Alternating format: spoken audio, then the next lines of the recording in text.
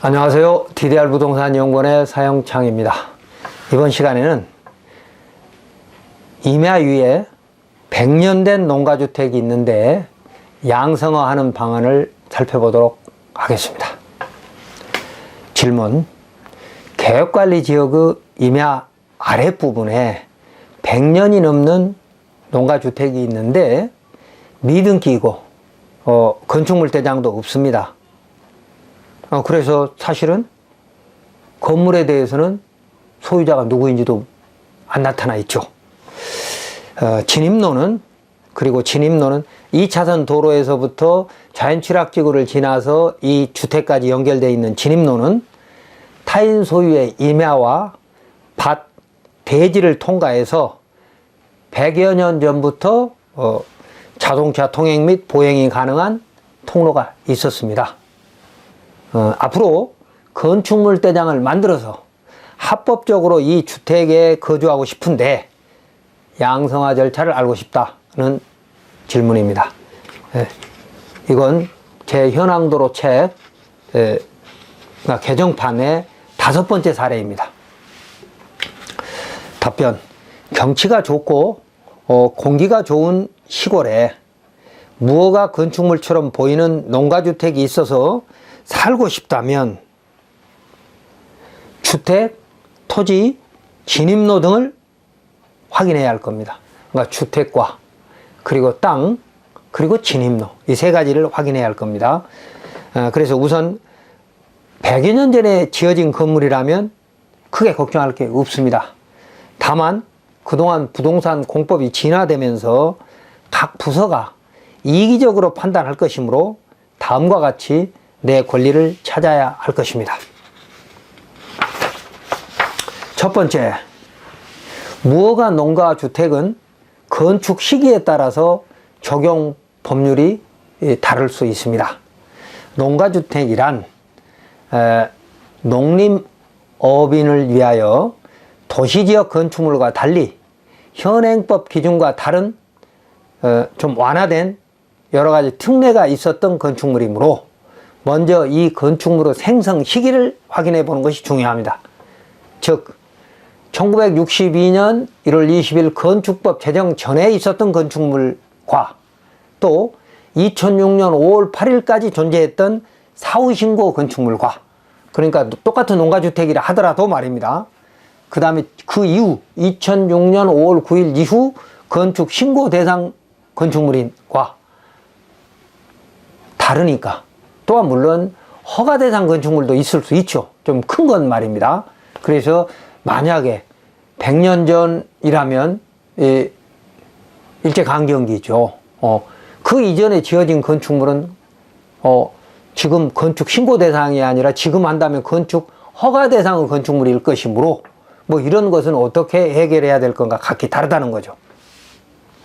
그래서 건축물 대장이 없는 농가주택이라 하더라도 당시 시기에 따라 무허가일 수는 있으나 그렇다고 해서 불법은 아니라는 거죠. 그래서 시기를 대충 알아야 되고 그리고 나서 등기부와 건축물 대장 존재 여부를 확인해야 되는데 건축물 대장이 없고 등기부만 있는 건물은 등기 서류에서부터 출발해야 하고 이제 우리가 이것은 이러이러한 것 때문에 허가를 받을, 그러니까 불법이 아니다라고 하는 걸 입증을 해야 되기 때문에 그렇습니다.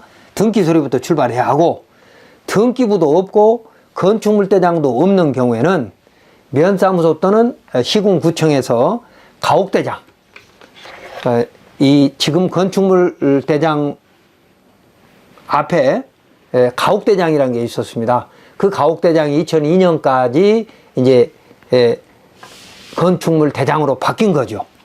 그래서 가옥대장을 에 있는지 혹시 봐야 되고, 그냥 가옥대장에 있는데 현행법 기준에 안 맞아서 건축물 대장으로 옮기지 못한 것도 있다 이겁니다.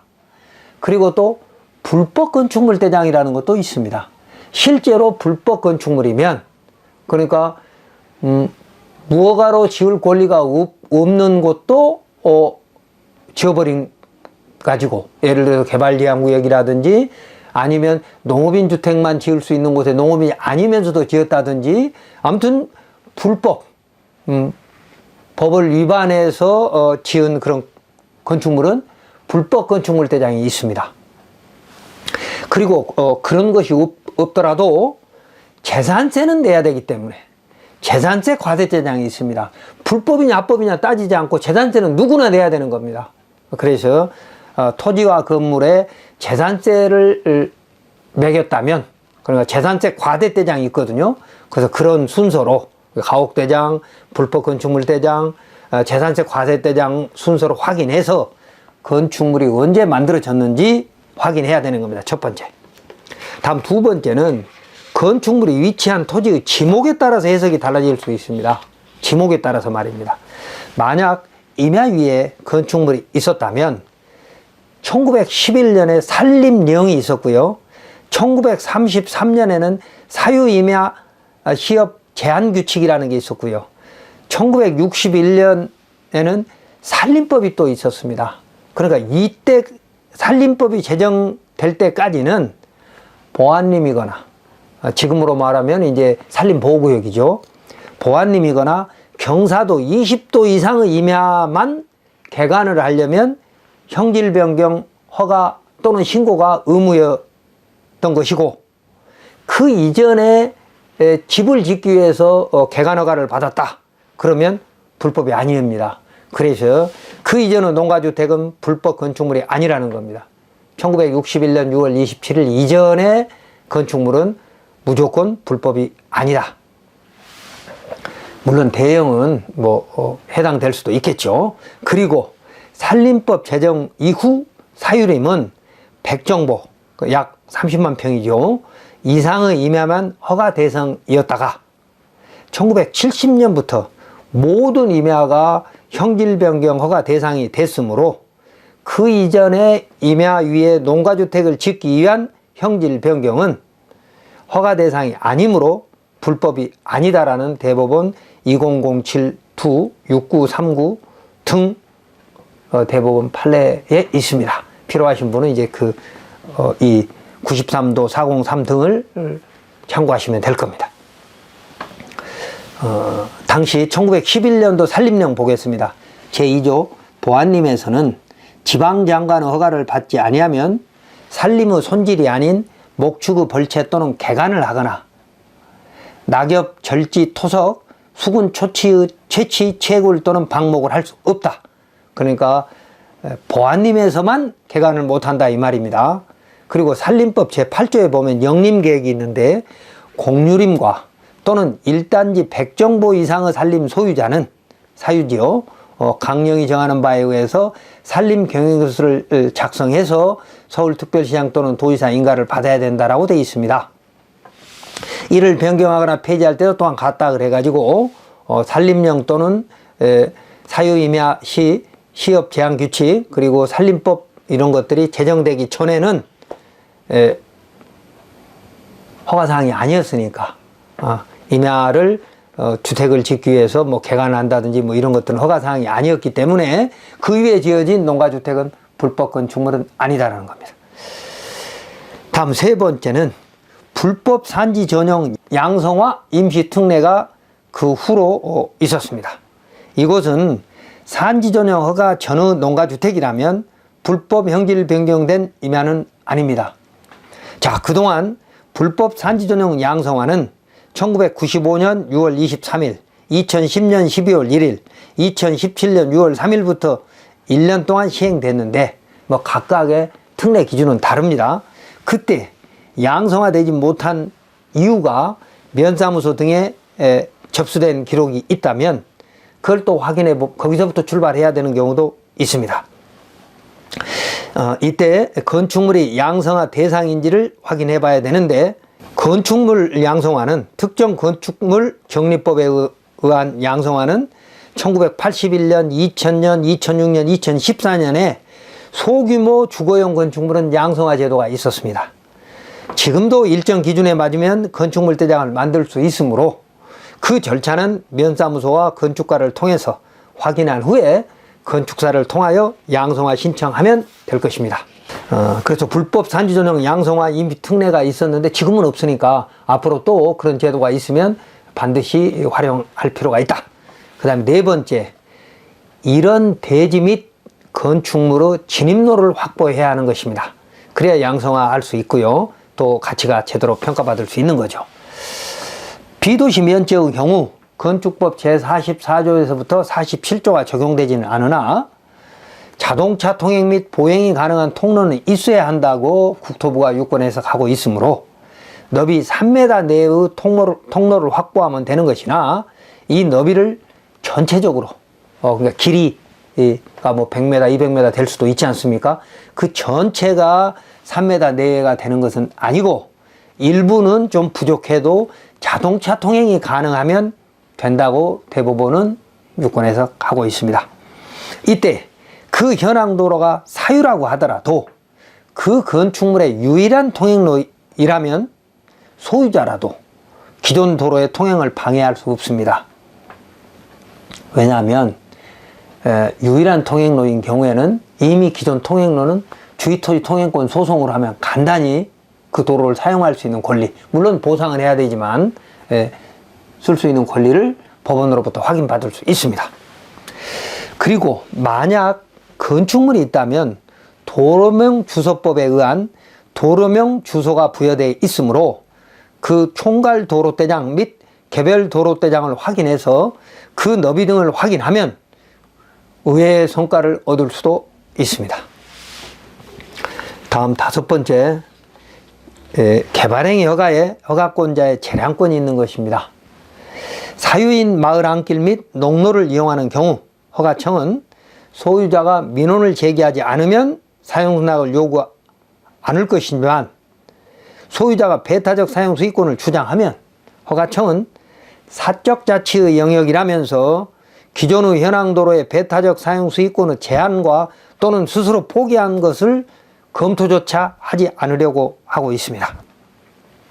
그러나 이 건축물이 있는 곳까지의 도로가 사유라 하더라도 건축물 소유자에게 통행권이 있다면 문제가 되지 않지만 사용승낙 등 통행권이 없으면 민법 제219조의 주의토지 통행권 확인 소송을 통해서 진입로를 확보해야 하는데 이때 그 너비가 현황도로 소유자에게 피해가 최소화되는 범위 내에서만 인정해 준다고 되어 있기 때문에 3m 이상을 확보하기는 쉽지 않을 수 있습니다. 지금까지 있었던 판례에는 1.5m, 2m 하는 경우도 있고요. 또 건축허가를 받을 만큼의 너비를 인정해 줘야 된다는 판례도 있습니다. 그러니까 두 개 다 판례가 있어서 장담할 수는 없지만 현재 현황도로가 3m 정도로 있다면 그 현황도로만큼은 인정받을 가능성이 높다라고 생각해 할 수 있겠습니다. 자, 이번 사례를 정리하면 현재 임야 위에 이제 그림 위에 보면 그 농가주택이 보이죠. 빨간 동그라미에. 그리고 오른쪽 끝에 보면 2차선 도로가 있고요. 그 2차선 도로에서부터 이 농가주택까지 지금 사실상 도로가 마을길이 연결이 되어 있는데 그 사실상 도로에는 사유지입니다. 다. 그러니까 임야 부분도 소유자가 따로 있고 또 그리고 건물이 있는 데는 지목이 대인데도 따로 돼 있는 것도 있고 지목이 밭인 것도 마을길로 쓰는 것도 있다 이겁니다. 그래서 이런 길을 그럼 과연 어떻게 할 거냐. 대부분의 지자체는 사용납 받아오라고 합니다.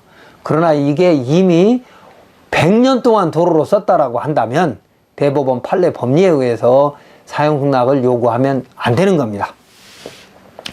자, 그래서 100년 된 건축물이 있는데 건축물 대장이 없다 하더라도 당시에는 허가를 받아야 할 의무가 없던 시기의 건축물이므로 원상복구 또는 철거 대상은 아니고 불법 산지 전용도 아닌 어쩌면 합법적인 건축물이므로 지금 양성화되지 못한다면 다음 양성화 임시특례법이 시행될 때까지 양성화 조건을 준비하고 거주하면 될 것입니다. 그러니까 진입로 부분은 사용승낙을 요구하지 않고 허가 양성화 해달라고 지자체에 요구를 하고 지자체가 안 된다라고 하면 둘 중에 하나겠죠. 소유자한테 사용락을 요구했다가 안 되면 소유자를 상대로 주의토지 통행권 소송을 하거나, 아니면 안 된다고 하는 지자체를 상대로 소송을 하거나, 그러니까 우리가 이제 양성화 신청을 하게 되면 그 신청을 반려하거나 뭐 불허하거나 하지 않겠습니까? 그것을 취소해달라고 하는 소송을 해야 된다는 거죠.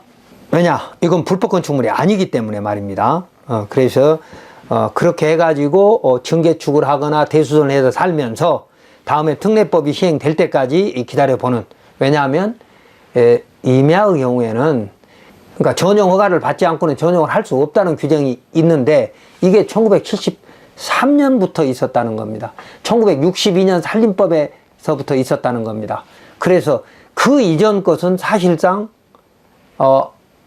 산전용 허가 제도가 없었으니까 산전용이 됐다. 그러니까 지목만 임야일 뿐 이것은 대지다라고 생각을 해서 지목을 대로 바꿔줄 수 있어야 되는데, 그런 절차들이 좀 쉽지는 않습니다.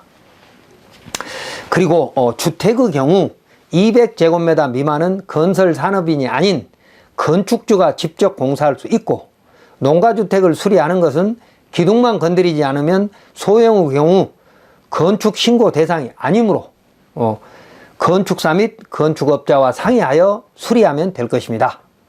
그리고 양성화는 앞서 설명한 사항을 면사무소를 통하여 군청에 확인한 후에 별도의 규정이 있다면 그 규정을 따르고, 명문의 규정이 없는데도 부당한 해석을 하는 것이라면 저희 DDR 연구원 네이버 카페에 질의하고, 또 필요시에 소유자를 상대로 민사소송을 하거나 허가청을 상대로 행정소송을 통하여 해결하면 될 것입니다.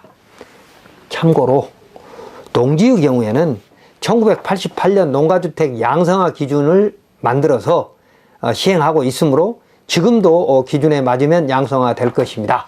다만 임야는 특례법이 생길 때까지는 기다려야 될 것이나, 자, 산림법 내지는 개간허가 제도가 생기기 전 1962년 또는 1973년 이전의 것은 그럼 어떡할 거냐? 이것은 복잡한 절차를 통해서 유권 해석을 받아봐야 할 것입니다.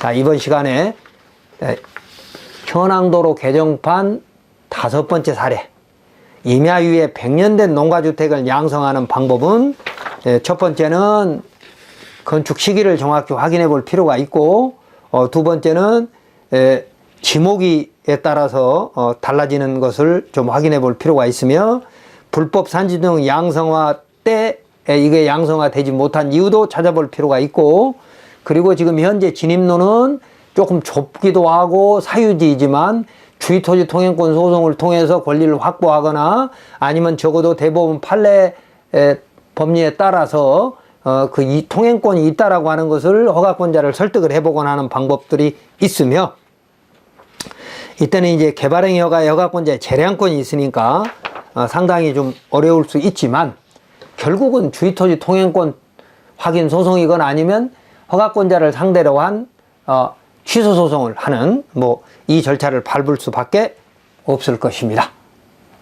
물론 그렇게 되면 우리가 양성화해서 전원주택으로 사용할 수 있기 때문에, 임야의 주인이라면 그런 절차가 시간이 걸리더라도 단계로 차분차분하게 밟아서 내 권리를 찾고, 주택이 있게 되면 주택이 있는 부분 면적의 5배에서 10배 정도는 지목을 대로 바꿀 수 있으니까, 그런 권리까지도 찾아간다면 투자 가치를 찾을 수 있을 것입니다.